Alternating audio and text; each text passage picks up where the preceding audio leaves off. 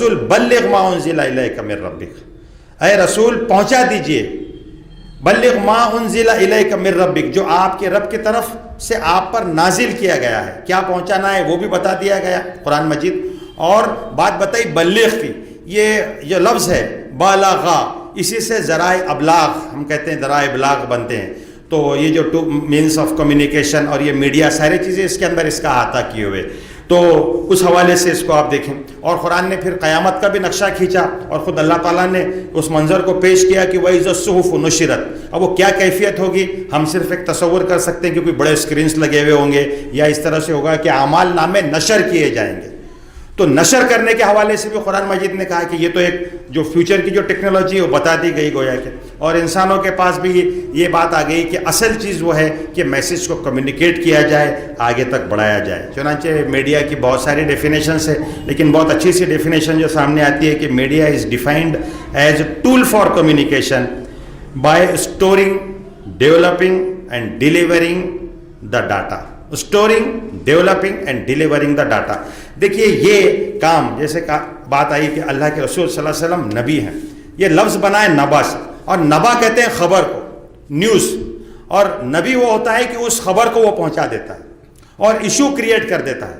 آپ سیرت کا مطالعہ کریں تو سیرت کے مطالعے سے یہ بات آتی ہے. قرآن نے کہا اما یتساءلون عن النبأ العظیم، یہ لوگ کس چیز کے بارے میں چیمے گویاں کر رہے ہیں. گویا کہ وہاں پر جو بھی ٹولز آف کمیونیکیشن تھے اس کا استعمال کر کے مکہ کے وادی میں ایشو کریٹ کر دیا گیا اس بڑی خبر کے بارے میں، عن النبأ العظیم الذی ہم فیہ مختلفون، کہ جس میں یہ اختلاف کرتے ہیں. تو آپ دیکھیے کہ کیسے اللہ کے رسول صلی اللہ علیہ وسلم نے اس کو استعمال کیا.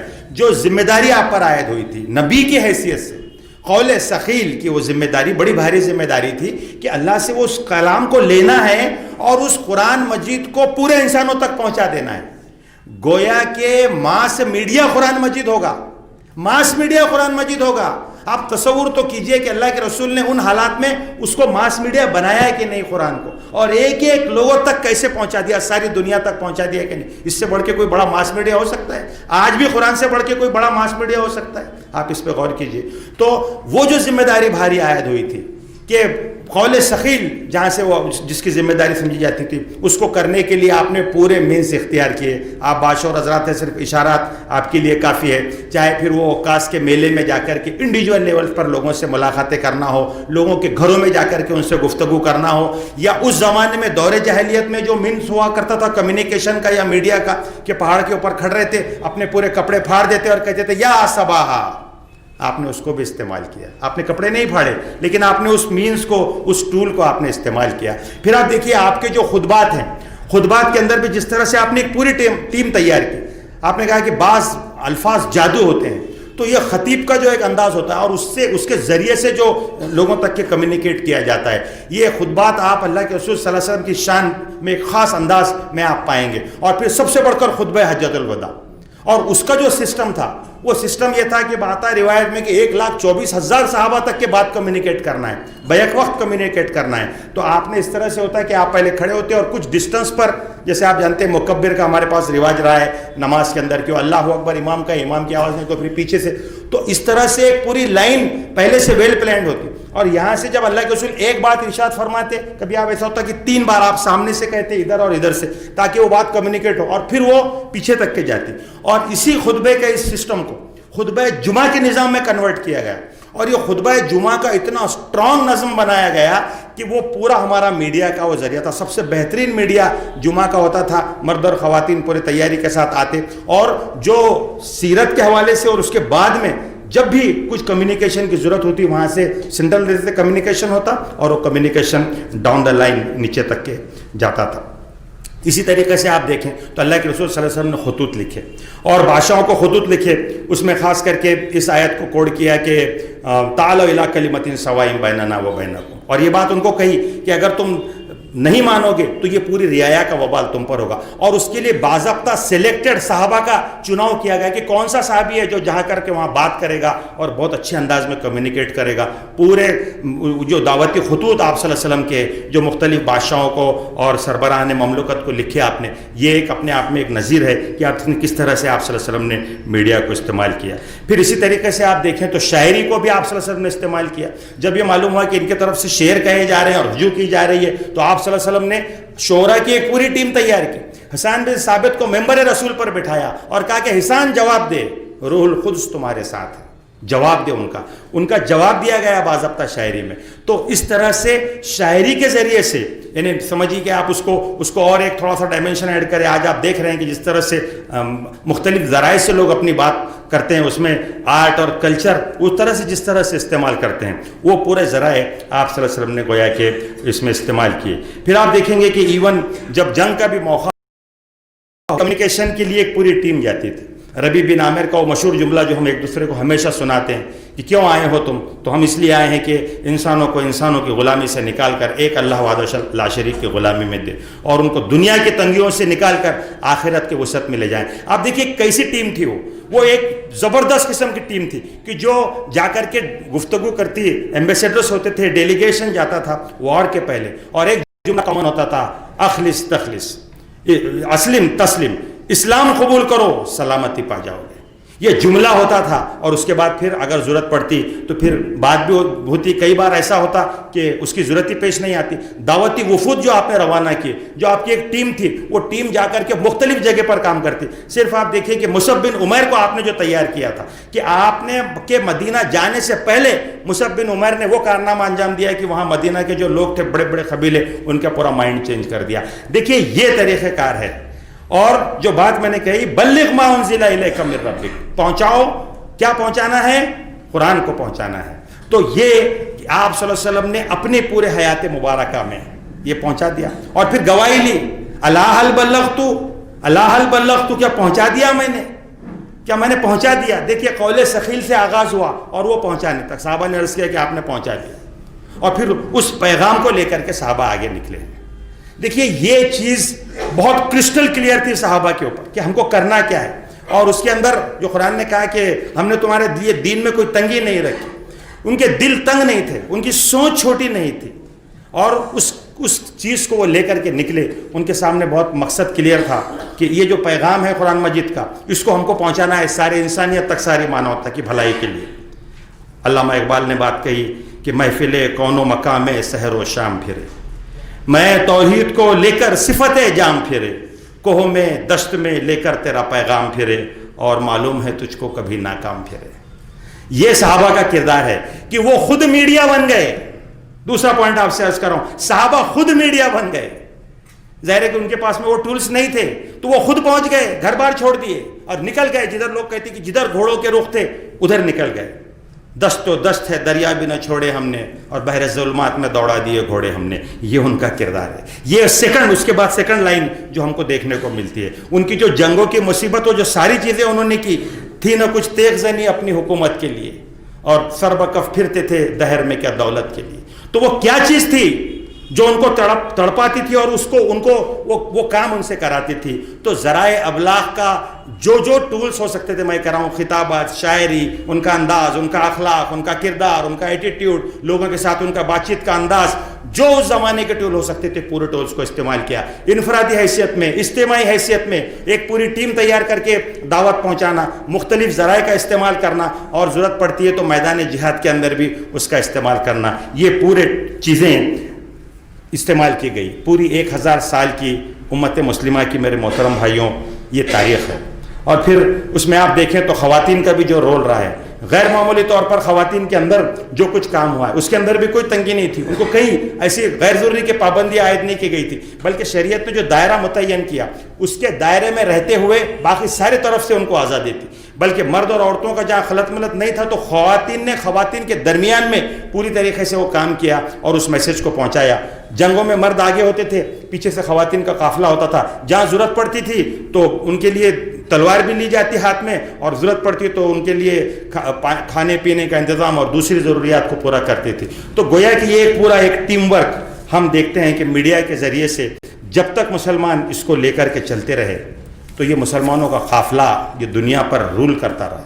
ساری دنیا کی زبانوں میں جو کتابیں تھیں دوسری زبانوں کی ٹرانسلیٹ کی عربی میں, یہاں سے رامائن اور گیتا اور یہ ساری چیزیں عربی میں ٹرانسلیٹ کی, اور دنیا کے جو سائنس کی کتابیں تھیں دوسری چیزیں تھیں, سب سے بڑا کام مسلمانوں کے ذریعے سے ہوتا تھا, مسلمان یونیورسٹی میں ہوتا تھا, کیونکہ اقرا کی جو وحی تھی وہ جانتے تھے کہ یہ اصل ہمارے لیے پیغام ہے, اور قلم تک کے جو پہلی وحی آ گئی تھی اس کے اندر ساری بات ان کے سامنے بہت کلیئر تھی. لیکن آپ دیکھیں تو آج کے بعد کے دور میں آتے آتے کہیں نہ کہیں کچھ چیزیں مس ہونا شروع ہوئی, یا یہ کہ فقہی دائروں میں کچھ چیزیں اس طرح سے اسٹرانگ بندی گئی یا تنگ نظری آ گئی, علوم کی تقسیم ہو گئی, یہ دینی علوم, یہ دنیاوی علوم, یہ فلاں چیز تو دنیاوی ہے, یہ تو دینی ہے. اور اس کا نتیجہ ہم دیکھتے ہیں کہ پریزنٹ دور میں آتے آتے جب لاؤڈ اسپیکر ایجاد ہوا, جب لوگوں نے لاؤڈ اسپیکر ایجاد کر کے اپنا مینس آف کمیونیکیشن بڑھانا شروع کیا, ہمارے علماء اس بات پر فتوے دے رہے تھے کہ لاؤڈ اسپیکر میں بات کرنا جائز نہیں ہے, کیونکہ اس میں سے جو آواز نکلتی ہے یہ شیطان کی آواز ہے. باضابطہ اس پہ فتوے ہیں. یہ ہماری سوچ اس وقت ہو چکی تھی. اس کا نتیجہ آپ دیکھیے, یہ سوچ صرف وہاں تک نہیں رہی ہے, آج تک ہم اس سوچ کو نہیں نکال سکے. فوٹوگرافی جائز ہے یا نہیں جائز ہے, آج بھی ویسے ہے ہمارے پاس, ہم نہیں سمجھ پا رہے ہیں اس کو. بہت ادب کے ساتھ میں آپ کے سامنے عرض کروں. اور پھر اس کے اندر اس میں اخلاص کا پہلو کہ صاحب ایک آدمی کام کر رہا ہے تو وہ اس کا اخلاص پر سوالیہ نشان کھڑے کیے جاتے ہیں کہ صاحب نہیں یہ فیمس ہونا چاہتا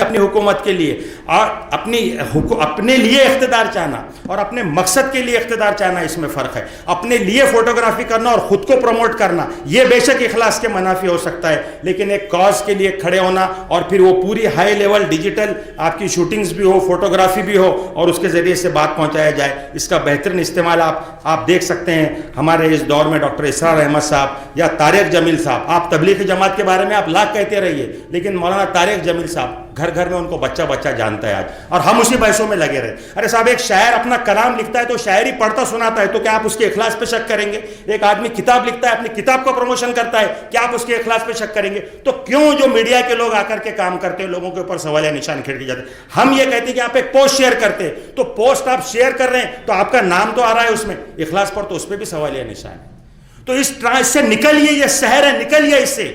فوٹوگرافی کے اوپر بحثیں ہوئی, نکل جائیے اس سے. اور اس کے بعد میں علماء نے فتویٰ دے دیا, اب لاؤڈ اسپیکر بھی جائز ہوگا, فوٹوگرافی بھی جائز ہو گئی, سارے ویڈیوز بھی جائز ہو گئے, حرم کے اندر ساری ریکارڈنگ ہو رہی, ساری چیزیں جائز ہو گئی. نکل کے آئیے اس ٹرانس سے. اس پر آپ جب تک نکلیں گے نہیں, شرع صدر سے نہیں آئیں گے, کام نہیں کر سکتے. ارے یہ نہیں ہے, یہ ایسا نہ کرو, یہ مت کرو, عورتوں کی فوٹو فلاں اور یہ نکل آئیے اس ٹرانس سے. بہت جہاں پہ بہت ہی شرعی بالکل انہیں بہت ہی, جس کے اوپر میں کہتا ہوں کہ پورے چاروں ہمارے فقہا کا اور ہمارے تحریک کے مفتیان کا جہاں پر بالکل یہ ہے کہ صاحب نہیں یہ لائن آپ نہیں کراس کر سکتے, ٹھیک ہے, لیکن باقی وما جعل علیکم فی الدین من حرج, کوئی تمہارے لیے تنگی نہیں رکھی. اس لحاظ سے آپ کو سوچنا ہوگا فوٹوگرافی جائز یا ناجائز. ان بحثوں کے اندر جب ہم پڑھتے رہ گئے تو آپ دیکھیے کہ دوسرے لوگوں نے اس دوران میں تیزی سے کام کیا اور بہت تیزی کے ساتھ میں وہ لوگوں کے مائنڈ کیپچر کرنے میں رہ گئے. اس دور کا یہ جہاد, بھی جہاد تو فکری جہاد ہے. لوگوں نے کہا کہ صاحب ہم کو وار کرنے کی ضرورت نہیں, ہم کو اب انگریزوں نے کہا کہ ہم کو اب تمہارے ملک میں آ کر کے غلام بنانے کی ضرورت نہیں, تم کو ہم یہاں بیٹھ کر کے تم کو غلام بنائیں گے. انگریز یعنی جتنی بھی اس کی جو کمیونٹی تھی اس حوالے سے میں باتیں کرتا ہوں. یہ دجالی طاقت ہے آپ اس کو کہیے یا سیٹنک فورسز کہیے, جو اپنی آئیڈیالوجی مسلط کرنا چاہتی تھی, چاہے پھر وہ پورنوگرافک انڈسٹری کے حوالے سے ہونے دیجیے, ایڈورٹائزمنٹ انڈسٹری کے حوالے سے ہونے دیجیے, آرٹ اینڈ کلچر کے حوالے سے ہونے دیجیے, لیکن انہوں نے استعمال کیا میڈیا کو, انہوں نے اس کو بنایا, آگے سنوارا, بڑھایا آگے, اس کو استعمال کیا اور لوگوں کے ذہن متاثر کر دیے. نیو ورلڈ آرڈر نافذ ہو چکا, ایک ہی جیسا کلچر, ہم جو کہیں گے ویسے پہنیں گے یہ کپڑے, ہم کہیں گے یہ چائنیز کھاؤ وہی چائنیز ساری دنیا میں کھایا جائے گا, ہم جیسا بولیں گے وہی زبان یہ بولیں گے, ہم جیسا ان کو نچائیں گے ویسے ہی ناچیں گے. آپ دیکھیے یہ میڈیا کی طاقت ہوتی ہے صاحب. انہوں نے کہا کہ ضرورت نہیں ہے, وہاں بیٹھ کر کے آپ کے مائنڈ کیپچر کر دیے گئے, اور باضابطہ اس کے اوپر اب ایک پورا ایک جو ایکسپرٹس کی ٹیم ہے, سائیکالوجی کے بہت ماہرین اس پہ کام کرتے ہیں, میوزیکل بیٹس کس طرح سے استعمال کی جاتی ہے کہ انسان کا مائنڈ کیپچر کیا جائے, وہ ساری چیزیں اس کے اوپر وہ کام کر رہے ہیں. ایک طرف وہ سامنے تقریر ہوتی ہے, بیک گراؤنڈ میں جو میوزک ہوتی ہے وہ آپ کے مائنڈ کو کیپچر کرتی ہے, خاص کر کے چھوٹے بچوں کے مائنڈ کو کیپچر کرتی ہے. اس پر پوری طریقے سے لگ کر کے ٹیم کی ٹیم تیار ہے, اور آپ دیکھ رہے ہیں نتیجہ پوری دنیا پر, one world one order, one globe one culture, ایک ہی تہذیب میں سب کو رنگ دینے کا نظریہ ہے. جو اس کے خلاف آئے گا اس کو اتنا ذلیل کرو, اتنا پروپیگنڈا کرو اس کے بارے میں, اسلام آ رہا ہے ایسا پروپیگنڈا کرو داڑھی کے بارے میں, اس کے اتنا کر دو کہ عام آدمی جو ہے تو اس سے اکتا جائے. یہ طاقت ہے, یہ سحر ہے میڈیا کا, یہ پاور ہے. آپ سحر بھی کہہ سکتے ہیں, آپ اس کو طاقت بھی کہہ سکتے ہیں, اور یہ نئے دور کا جہاد بھی ہے. اس میں ہم ابھی بہت پیچھے ہیں. ابھی ہمارے, میں سمجھتا ہوں کہ 10 سے 15% یا 20% لوگ بھی نہیں ہیں جو اس کی اس اہمیت کو سمجھ پا رہے ہوں. وہی روایتی انداز میں کام کرنا, آئین نو سے ڈرنا, طرز کوہن پہ اڑنا, منزل یہی کٹھن ہے قوموں کی زندگی میں, نکلنا نہیں چاہتے, بس وہی انفرادی ملاقات. ارے بھی ضروری ہے, انفرادی ملاقات کی اہمیت کو ہم کم نہیں کر رہے, لیکن آپ صرف اسی پہ اڑ کے بیٹھیں گے, جبکہ اسی کے ایک بائٹ کے ذریعے سے آپ 10,000 لوگوں تک پہنچ سکتے. ہو سکتا ہے کہ آپ کی بائٹ US میں اور امریکہ میں چل جائے. ڈاکٹر اسحاق صاحب نے کہا کہ جب میں نے ویڈیو کیسٹ بنانے شروع کیے تو بڑے ڈیفیکلٹیز آئی, لوگوں نے بہت آبجیکشنز لیے. وہ پرانے زمانے کے آپ نے دیکھا ہوگا ویڈیو کیسٹ, وہ بڑے کیمرے ہوتے تھے, لیکن مجھے معلوم ہونے لگا لندن سے فون آنے لگے مجھے کہ صاحب ہم آپ کی ویڈیوز یہاں دیکھ رہے ہیں, آپ کے ویڈیوز یہاں پر لوکل چینل والا پرانے کیسٹ بتا رہا ہے. آپ دیکھیے کیسے کام ہوا ہے. تو یہ بہت اہم چیز ہے میرے محترم بھائیوں, اس پر ہم کو کام کرنا چاہیے. یہ جہاد ہے, یہ نئے زمانے کا جو جہاد ہے اس میں یہ اہم چیز ہے. اور قرآن نے, اللہ تعالیٰ نے بات کہی, وَجَاهِدْهُمْ بِهِ جِهَادًا كَبِيرًا, اس قرآن کے ذریعے سے جہاد کرو. دیکھیے یہ عجیب بات ہے, جہاد کا ایک نیا ڈائمنشن قرآن نے کہا. اور یہ پوری وار جو آج کے زمانے میں, یہ وہ فکری وار, اس کے اندر ٹولز, مینس آف ٹولز قرآن مجید رہے گا, قرآن کی آئیڈیالوجی رہے گی, قرآن کی فکر رہے گی. جس مینس کے ساتھ آپ میڈیا کے اندر آئیں گے, یہ وہ تلوار ہوگی کہ انشاءاللہ کوئی اس کے مقابلے میں نہیں آ سکے گا. یہ آئیڈیالوجیکل وار ہے. ذہنی غلامی سے لوگوں کو نکالنا یہ بہت اہم چیز ہے. سوشل میڈیا کا استعمال, میں نے آپ کے سامنے بات رکھی کہ یہاں پر RSS نے جس طرح سے کیا, ایک فیک نیوز کو جس طرح سے چلایا, اللہ کے رسول صلی اللہ علیہ وسلم کے تعلق سے, اسلام کے تعلق سے ڈاٹا بینک کلیکٹ کر کے رکھ دیے, بڑے بڑے ڈاٹا بینک, جھوٹے اس کے اندر چیزیں, حضرت عائشہ کے تعلق سے, حضرت حضور صلی اللہ علیہ وسلم کے تعلق سے, لوگ جب اس پہ کلک کرتے ہیں وہاں سے وہ چیزیں نکال کے لاتے ہیں, اس کے سلائڈز بناتے ہیں, اس کی سلائڈ بنا کر کے پوسٹ کو وائرل کرتے ہیں. وائرل کرنے کے لیے ٹرولر کی پوری, ان کی پوری ایک ٹیم بیٹھی رہتی ہے, اس کو وائرل کر کے آپ کے سامنے لے کر کے آ جاتے ہیں. چھوٹا سا ایک پروگرام ہوتا ہے, 10-50 لوگ بیٹھتے ہیں, اس کو باضابطہ ریکارڈ کیا جاتا ہے اور پھر اس کو وائرل کیا جاتا ہے. آپ دیکھیے کس طرح سے لوگ استعمال کر رہے ہیں, یہاں تک کہ وہ اچھے دن آئیں گے اور اس کے بعد یہ کالا دھن واپس لائیں گے, من کی بات, یہ سارے چیزیں کر کے آج بھی اتنا ہونے کے بعد بھی چند لوگوں کو بہت تیزی پر پروموٹ کیا جاتا ہے باضابطہ. اب آپ بولیں گے نہیں صاحب ہمارے پاس تو ایسا نہیں, ہم کس کو پروموٹ کو کریں گے اور کیا کریں گے. مت کیجیے, آپ کی مرضی. مودی کو پروموٹ کیا گیا باضابطہ, جب تک ضرورت ہوگی وہ استعمال ہوگا, جب نہیں ہوگی جب اس کو بٹھا دیا جائے گا. تو یہ پورا ایک میتھڈ اور ایک پورا میکینزم ہے, یہ پورا وار ہے. اس کے پیچھے بہت سسٹمیٹیکلی پلانڈ, ویل پلانڈ طریقے سے کام کرنے والے حضرات جو ہے تو اس کے اندر موجود ہے. تو یہ بات کہی گئی کہ whoever controls the media controls the mind. کیا خوب بات کہی Jim Morrison, whoever controls the media controls the mind. آپ دیکھ لیجیے دنیا کے اندر آج جس کے پاس میڈیا ہے, سارا میڈیا پورے جیوز کے پاس ہے, یہودی لابیز کے پاس ہے. یہاں کا میڈیا کو آپ دیکھیے انہوں نے کتنا پیسہ خرچ کیا. ساورکر نے اس وقت جو لوگ آتے تھے RSS میں, ان سے کہا تھا کہ میں تم سے کہتا ہوں پترکار, ہم کو پترکاروں کی ضرورت ہے کیونکہ ہمارے پاس طاقت کم ہے, بہت گنتی کے لوگ آتے ہیں ہمارے پاس, انگلیوں میں گنے اتنے. اگر وہ پترکار بن جائیں, اگر وہ میڈیا میں چلے جائیں تو اس کے ذریعے سے ہم بڑے لیول پر ماس کمیونیکیشن کر سکتے ہیں.